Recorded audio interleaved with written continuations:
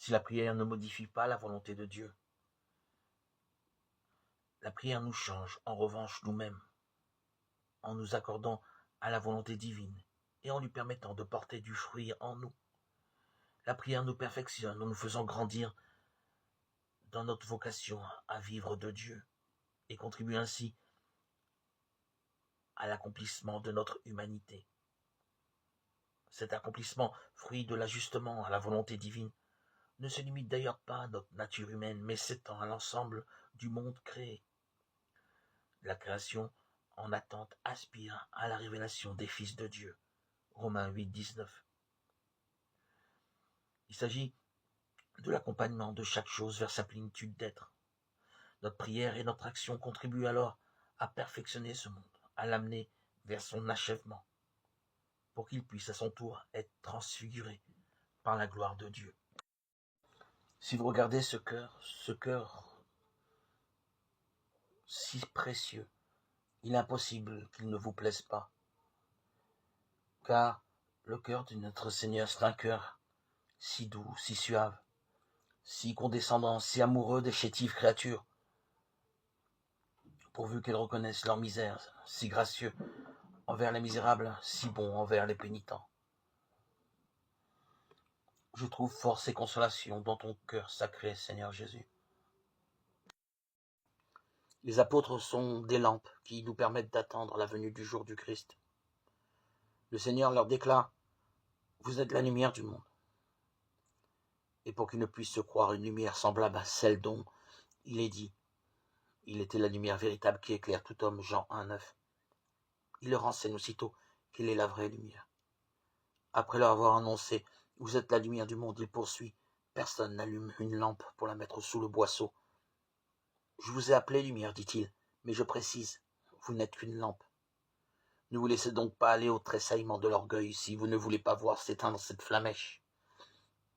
Je ne vous mets pas sous le boisseau, mais je vous place sur le lampadaire pour tout illuminer de vos rayons. Quel est ce chandelier qui porte cette lumière? Je vais vous l'apprendre, soyez vous-même des lampes, et vous aurez une place sur ce lampadaire.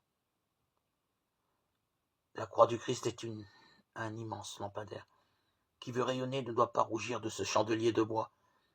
Écoute et tu vas le comprendre, le chandelier, c'est la croix du Christ. Ainsi que votre lumière brille devant les hommes, qu'ils voient vos bonnes œuvres et qu'ils rendent gloire à qui? Non pas à toi, car chercher la gloire, c'est vouloir t'éteindre. Et le Verbe s'est fait chair.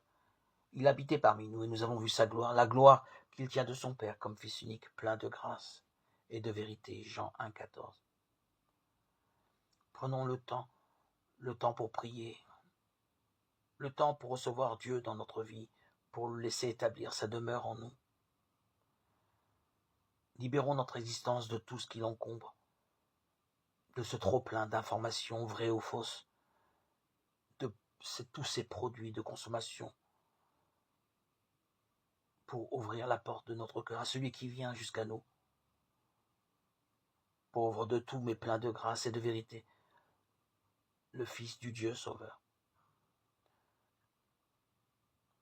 Cessons de vivre dans cet étalage de consommation, de distraction,